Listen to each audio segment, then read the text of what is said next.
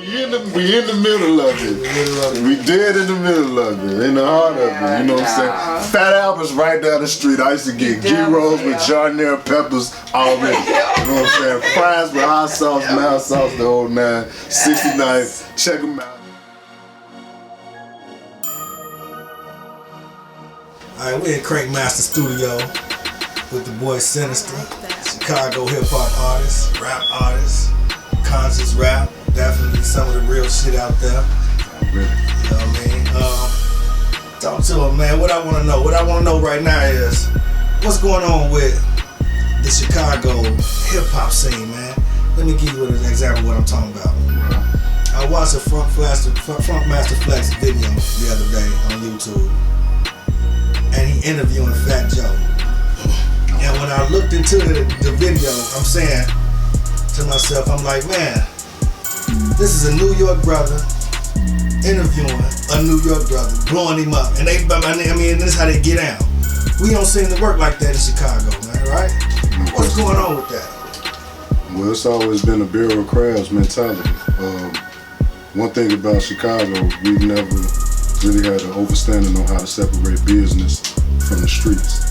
The dynamic that existed back in the Gap, you know, as far as the early 90s, mid-90s Chicago hip-hop, it was way more unification. And really that move was prevalent on the west side. You know, you had like your Common and, you know, here and there, other brothers that was making noise on a regional level or even on a local level. But, you know, as far as hip-hop that pushed Chicago to the forefront of the scene, it was the west side. And one thing for sure, them brothers was all on one accord. You had Twister, you had Do or Die, you had Psychodrama, you had Triple Darkness, you had the Snipers. You know what I'm saying? I still got albums to this day, you know, underground demonstrations to where these brothers was collaborating on the regular. The legendary Trackster, he was the main one orchestrating the music. You know what I'm saying? So it was a lot more camaraderie, and it was a one hand wash the other type of demo, because we always felt like everybody in hip hop borrowed something from Chicago. Like they always needed validation. Right. Chicago seemed to validate everybody who's not from Chicago though. Period. I mean, Goosey come here and sell out. Period. And it's been like that. Chains come here and sell out. Goddamn it. Everybody come here and sell out, but you get a Chicago artist, they ain't really trying to rock with you. Is it the gangs? What's going on with that? Is it what? Yeah, because we don't, like I said before, we don't know how to separate the streets from the business. You know, we want to leave the wrong type of imprint on the industry. Right. To where we want to be considered goons and thugs and hitters and drillers and all that goofy shit, you know, especially among the new generation. Now, when you mention the drillers, right, I've been listening on social media, you know, I got my ear to the media, and they blaming drill music on Chicago. They got some credence to it. What I will say is this, it's not so much the lifestyle, but the jargon, the slang. You know, when that new wave of rappers came out with, you know, the Chief Keefs and other people in that vein, Lil Durk, Reese, the whole OTF move, you know what I'm saying? That whole demonstration, that facilitated a certain culture that's prevalent in the game now, and that's really what the whole country rocking with. All the slang, all the terminology, everything they were saying, the country picked up on it and said, oh, this sound pretty cool. Also, they live it, like, you know, these ain't no studio gangsters. They really live in what they speak. Right. Every time one of them blow up, one of their niggas get killed. Yeah, so they really live in what they speak, and that resonate with people. I hear a couple of the shorties, the 16-year-olds, they say G Herbo the best out there right now in Chicago. Wow. Well, hey, let me, you know, with Shorty, no, but I'm gonna be honest with you. I got some ambivalence towards him in particular. For one, you know, him and Bibby, they originated from an area where, you know, I broke a lot of bread with a lot of the original No Limit brothers. Okay. And one thing for sure, two things for certain, I know that they have a story to tell. Now, one thing about Herbo, you know, before I even get into Bibby, he, you know, of course, because of his age and in the content of a lot of his music, they gonna classify him as a drill rapper. Okay. But truth be told, the brother got some perspective. This is what I'm being told by the younger ones too. Yeah. You know, because I'm dissing them. I ain't dissing them, but I'm dismissing them. Like, come on, man, who's G Herbo? And they like, no, listen to him. He got some bars. He got some bars. So, he do. So you said you validating that then? No, I will validate that. You know, I mean, of course, the flow. See, the thing is, everything in rap now is about a formula. People find a formula, a blueprint. You have to have this type of cadence. You have to have this type of delivery in order for people to really get into it. And you know, Herbo has that prototypical delivery, but at the same time, he got some subject matter that'll resonate with people in our age demographic or in general. Anybody of any age can feel it. Like, there's one song in particular that was on his last mixtape. I want to say the Ballin' Like I'm Kobe joint. Okay. Peace of Mind. And he had a video along with it, and the whole measure was about how the pitfalls of fame and the time constraints and the busy schedule and the jealousy has affected his ability to be able to keep a connection with his family, in particular his grandmother. Jealousy, God. You draw. So you know, if you listen to the lyrics of the song, he really take it there to where I'm like, I can relate to that. Right. You know what I'm saying? And then just kind of taking a little bit away from what he said, you know, his grandmother is the main one that's always been concerned with his well-being, concerned with what he got going on in the streets and this, that, and the third. And he want to touch bases with her. He want to be able to demonstrate with her, but so much of his schedule pulls him away to where he don't even get to see her, and that's the main person that was instrumental in raising him. Right. You know, so that resonate with a lot of people. You know, I can feel that, and ain't no 20, 21-year-olds, 19-year-olds spitting that. And he might not really be financially at the level to get her up out of there, right? No, he got a bag. No, he got a bag. He got a little bag. You know, I mean, I ain't want to count nobody's pockets, but this the thing with the youngest that they picked up on and they running with it. They know it's all about show money. You draw. Right now in the industry, like, ain't nobody going double, triple platinum, 5 million, 10 million. We in the digital era. It's all about the internet. It's all about, you know, streams and downloads. You know, it's a totally different game. Right. And therefore, you have to be able to create different revenue streams. And what they figured out, like, he don't even have an official album to this day. The man been on the scene. Mixtape scene. Yeah, the man been on the scene like 5 calendars, you draw, and they got one official album where it's been a release. You know, iTunes, Rhapsody, you know, all the different internet distributors that's prevalent right now. He don't have none of that shit. Everything been a mixtape, but what they do, they find them couple singles that take off on the free side, and then they line up their shows behind it. All right, let's get into the DEF CON thing you got going on. What's going on with that? Well, man, DEF CON, that's my baby right now. That's really trying to incorporate not only training, but apparel and a culture. To be honest with you, I'm really trying to enforce something that's never been done here in Chicago. You know, and it's funny because I was having this conversation with my earthly not too long ago. We've never had a real culture of fitness embedded in Chicago. And I think a huge factor in that is the weather. You know, we stuck in the crib 7 to 9 months out the year because of inclement weather. So we consider ourselves, we pride ourselves on the grind. You know, we go in hibernation, try to stack our little change, and then, you know, when we finally do get a few months to pop out, then that's what it is. But in warmer weather states, generally you see people that are much more active. The ambiance is a lot more positive and people staying in shape because their lifestyle dictates that. You know what I'm saying? So whether it's Florida, California, you know, Texas to a lesser degree, that's really what they're about. they fit. You know, they about the life that's a part of their fabric. So for me, I'm studying the industry. I know that is one thing in the Midwest that all of the fitness heads, you know, everybody in the industry, whether it's bodybuilding, supplements, whatever the case may be, they all gravitate towards one event, and that's the Arnold Fitness Expo in Columbus, Ohio, every year. You know, Arnold Schwarzenegger, of course, we know who that is, Commando, Terminator, you know. The Midwest is kind of known for big people, though, ain't it?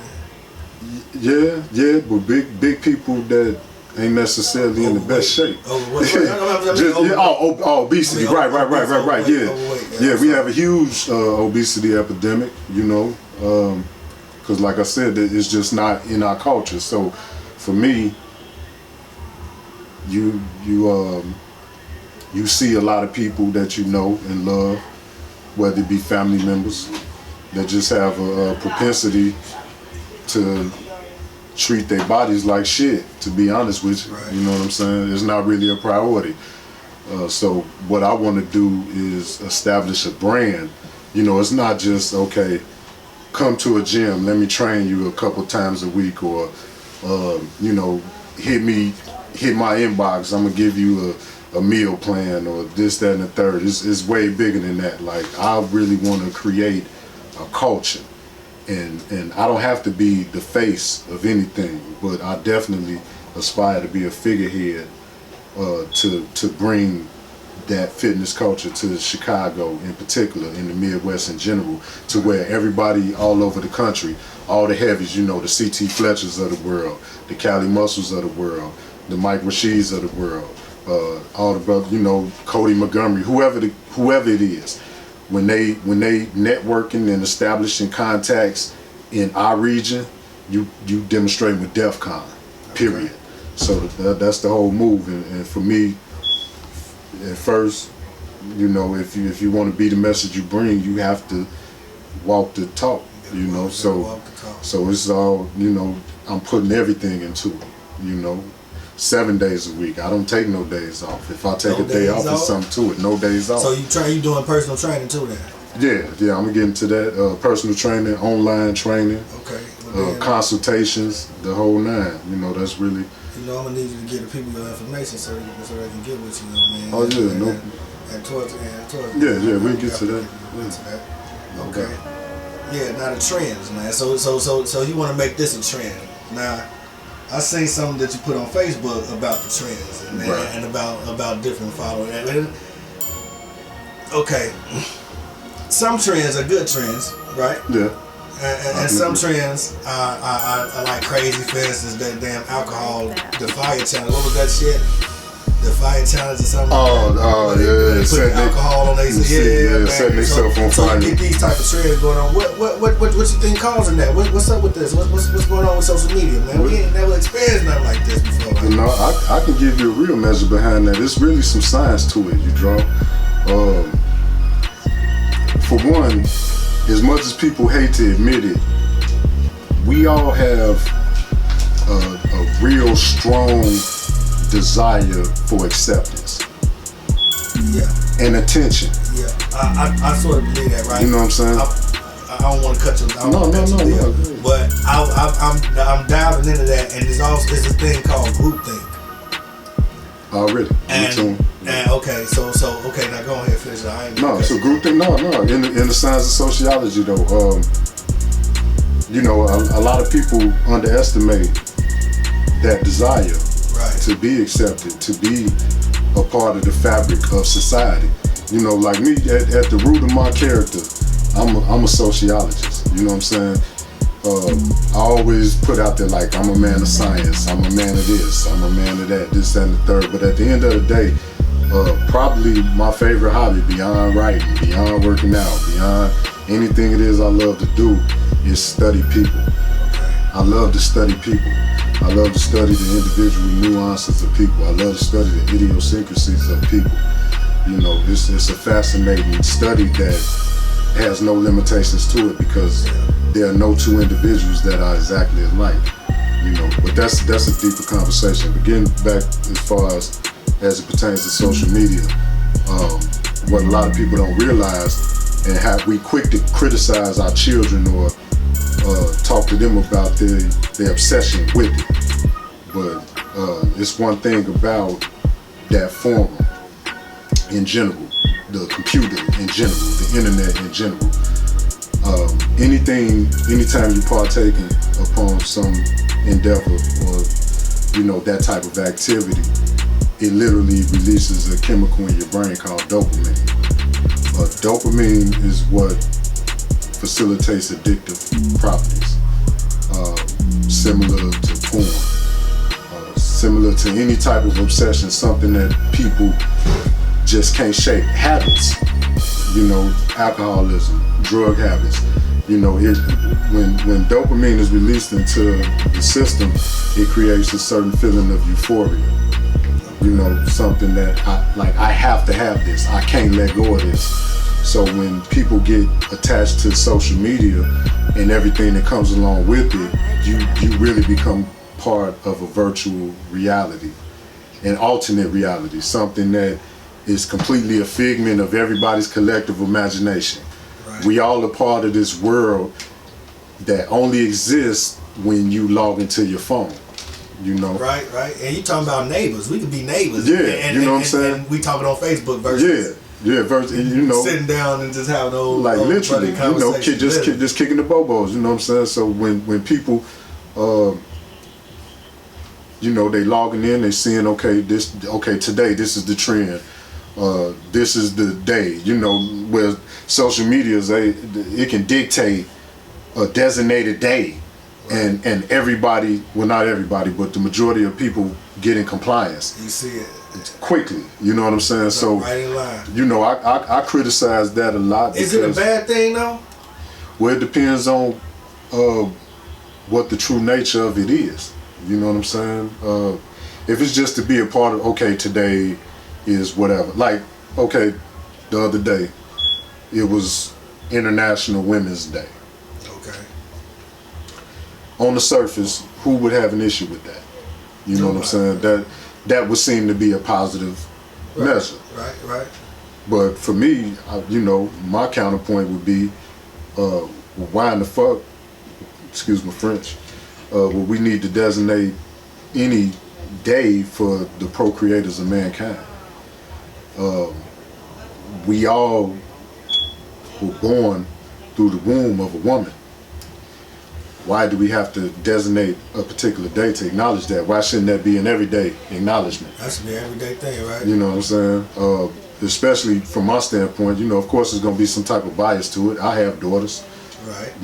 My daughters are princesses. I aspire for them to be queens. I try to put everything in them as far as intellect, principles, values, morals, things of that nature.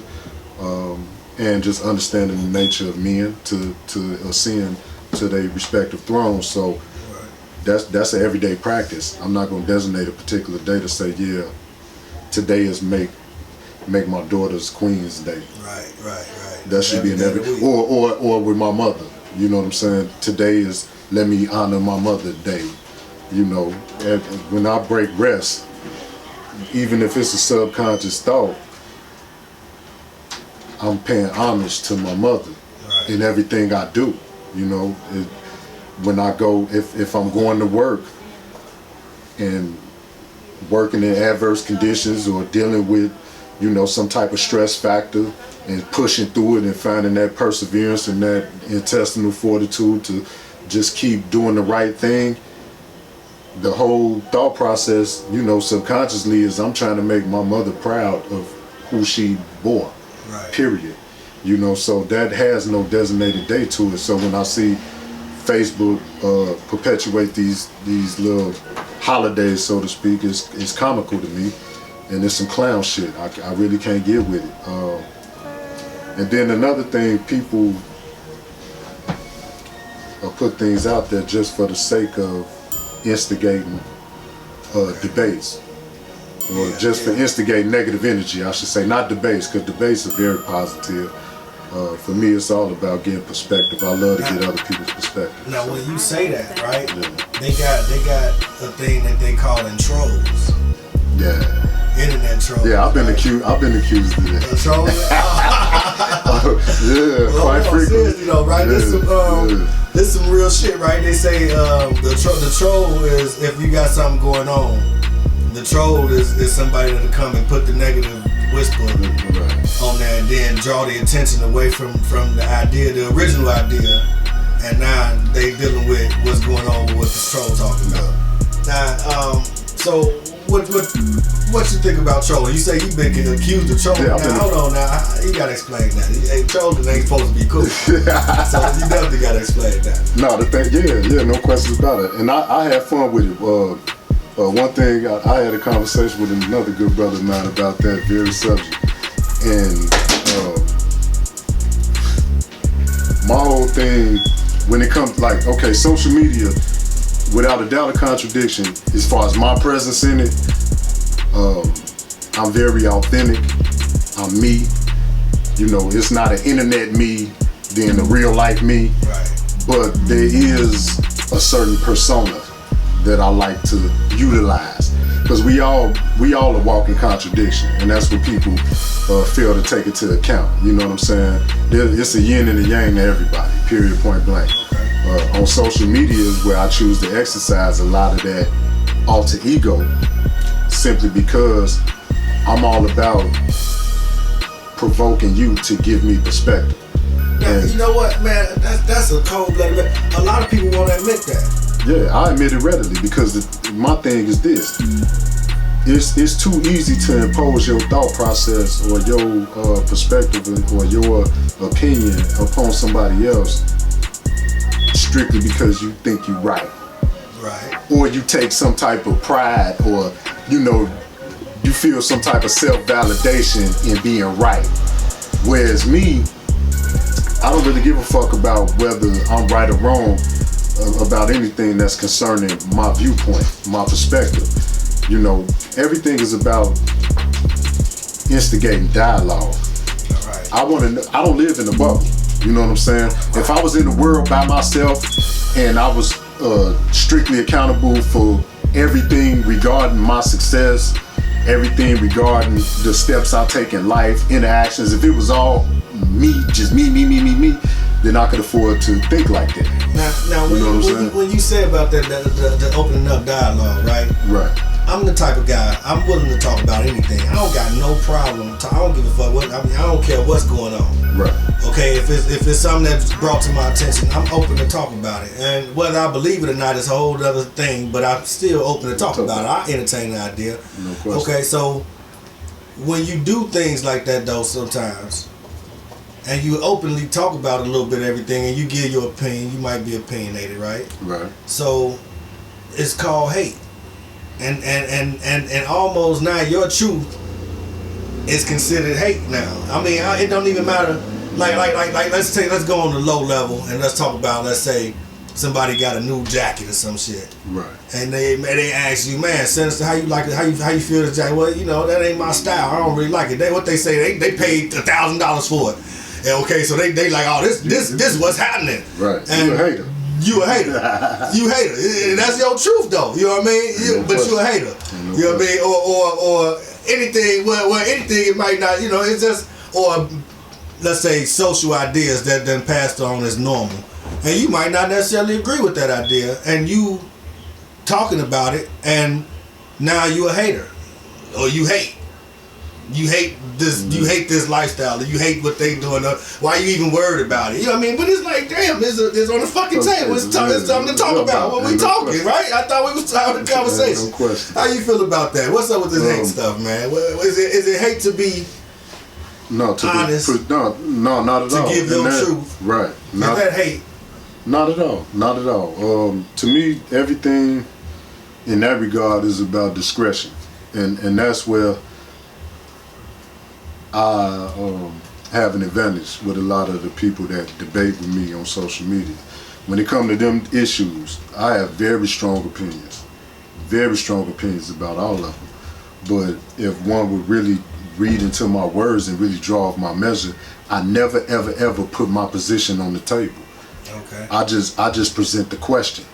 Okay. So if you got a simple minded motherfucker that just hear the question and it's not in accordance with their thought process, they automatically have it's a negative connotation to it. Okay, you know what I'm saying? They automatically on defense. Automatically. They jump on defense quick. But is this whereas you can tell me something I don't agree with, or try to, convince me of something that I don't believe, I'm not going to take offense. Right. I'm not going to jump on defense. I want to hear, how did you formulate your thought? Right. What brought you to this conclusion? Let's talk about it. You know what I'm saying? Is this a program that's like it is because we all operate on the basis of conformity. We must conform. Okay. You know what I'm saying? Ain't no going against the grain. You draw. But for me, yeah. But my rebuttal was this: when you go against the grain, you cut closer to the root. I shave that way. So if simple physics show me that, then that's how I'm gonna demonstrate with you in real life. Right. You know what I'm saying? It's plain and simple. When I shave my head this way, it's still a little fuzz. When I go that way, it's gone.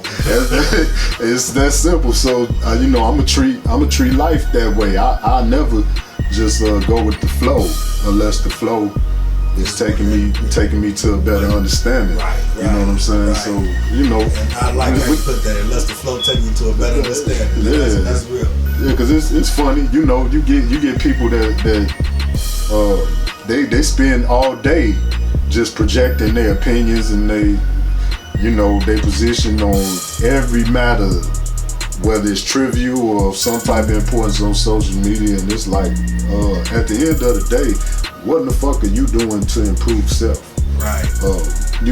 Did you wake up today with the ambition to be better than you were yesterday? That's all I'm really concerned with. You know what I'm saying? Show me what you're doing. If you're doing something that I can relate to, something that I can be inspired by, then yeah, I might tune into your opinion a little bit more often. But otherwise, get some fucking business about yourself.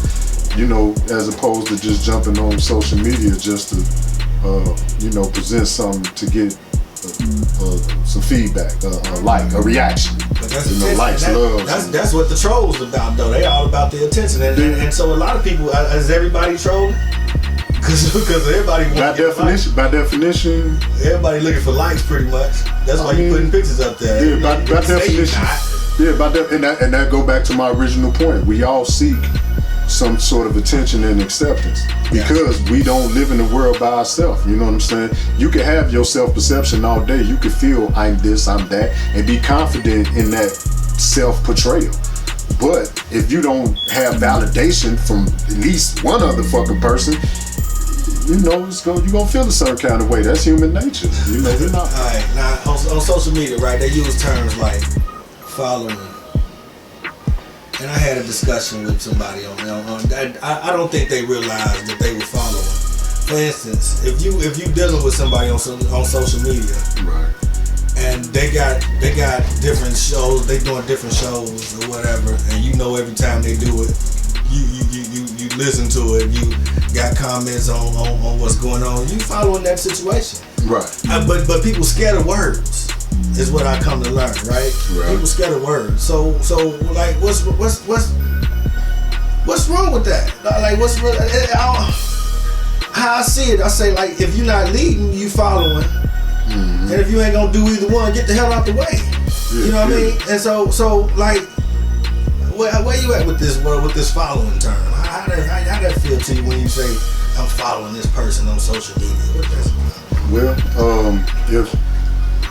I'm able to kind of separate the two. If I'm talking following in the literal sense of, how it pertains to social media, then yeah, I don't have an issue with acknowledging that. If it's somebody that I'm keeping up with, they got something going on, you know what I'm saying? Like yourself, for instance, it's the measures that you unfold, things that's put out on social media, I follow that. I'm checking it out. I'm checking in.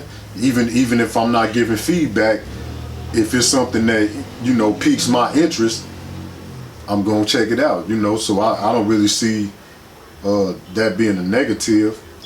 But on the flip side, when you talk following in the sense of somebody that don't really have a viewpoint, don't have a perspective, don't really have a stance on anything, and they just kind of fall in line with the popular opinion, right, or what's going on, then that I do have a problem with. Because one thing that I've always stood firm on, like when it comes to my character, you know, one's a born leader. I don't even, that word don't exist in my vocabulary as it pertains to me. I know how to receive instruction. Right. I can receive instruction. I like how you draw and carry out those instructions, but I will follow nothing or nobody in that sense. One's a born leader. So, but in being a leader, you know, it's two important principles that you have to first master, and that's delegation and receiving and carrying out instructions. You know. Okay. When you know how to balance those two, that's when you become a leader. You draw. So for me, that's always been my MO. That's always been what I aspire to be and the characteristics I aspire to portray. But on social media, it takes on a totally different,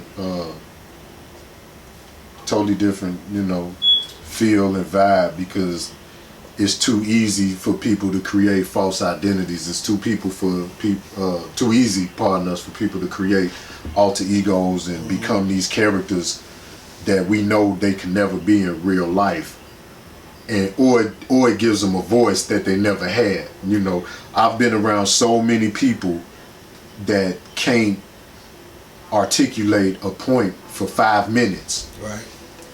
But they get on social media and type paragraphs. I guess Facebook is your muse. Congratulations, you found your muse. It's sad, but it's comical at the same damn time. You know, comedy, tragedy go hand in hand, I guess. I don't know. Yeah. You just took me somewhere else when you said that, because I had a whole other question on the comeback. And I'm like, yeah, man, I guess you're right about that. There's definitely people who they definitely able to elaborate more on Facebook than they are in real life. Yeah, and they can't even use the same. Like for me, one thing I've always took pride in is my written word being able to coincide with my spoken word. When you hear me speak, you will know I can write and you know, elocute the same points in the same fashion. And the same is true vice versa. You know what I'm saying? If you read something of mine, you can put it all in the proper context and say, okay, that's something Dante will say. I can picture him having that conversation. I can picture those words coming out of his mouth. I can picture that vocabulary being disseminated because he has that type of, you know, mental acumen. You draw. So I just try to make sure everything is consistent. Whereas, you know, other people, like I said, they have deficiencies in certain areas that they try to compensate for in other areas. That's human nature, I guess. I pray for them. You know, I appreciate you definitely having the conversation with me, man. Leave people some contact information so they can get with you on the decon. DEFCON. I'm sorry. Oh no, it's all well, but and on the touchdown side, you know. You got an email address, Facebook? Yes, sir. The email address is sinistaways@gmail.com. That's SINISTAWAYZ@gmail.com. You can reach me on Instagram. That's the main page I pump the fitness things through, because Facebook got so many restrictions. I don't dig Zuckerberg. That's for you. But no, Dante, DONTE_DEFCON, DEFCON. And let the record reflect that that's an acronym that I created. People hear DEFCON and automatically think about the military code. Well, that would be the first thought for people that's privy to it. But for me, that's an acronym that I created that kind of shapes the principles that I'm building my foundation on. And that's determination, effort, focus, consistency, obsession, and nutrition. All 6 of those principles being, you know, combined in unison. To just put your body and your mind on one accord, you know what I'm saying? A very popular concept in the physical fitness world is the mind and muscle connection, and kind of, you know, making that connection to maximize your potential as it pertains to sculpting your body or or just maintaining a high level of physical fitness. So that's what I'm basing everything on. That's the foundation for what I'm doing. And that's going to spread into other avenues. Like I said, it's not only training.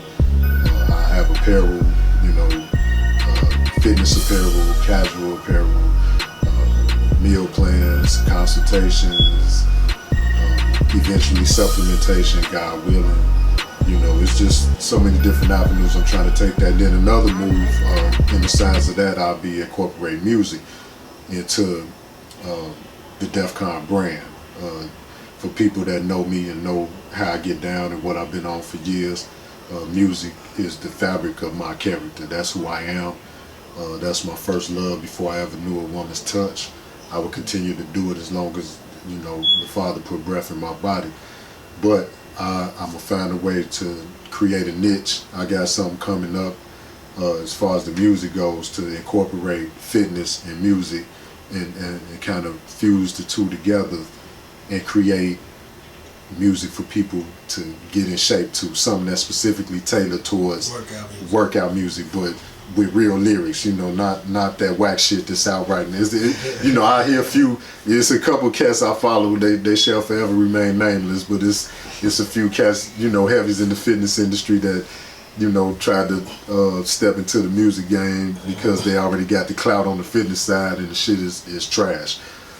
But, I fucks with them, so I'm going to support it, but I'm going to show you how to do it. So that's something else you can look forward to, man. I'm just really trying to, spread my wings and do everything that I can do and utilize my gifts and talents, and I pray that it resonates with the public, man. That's what's up, man. And I appreciate any and all support, and we're going to keep it humble and we're going to keep it 100, you know what I'm saying? What you see is what you get, you draw. And one more thought, I appreciate, having this opportunity to be able to speak to the public and have a voice and a platform. And we're going to be getting at y'all, you know what I'm saying? This shit only be the beginning. No question. All right, man. Already. We out. If you have questions that you would like to ask the streets, contact us at askthestreetsmedia@gmail.com. Don't forget to subscribe. Hope you liked the video. I like that. Thanks for watching.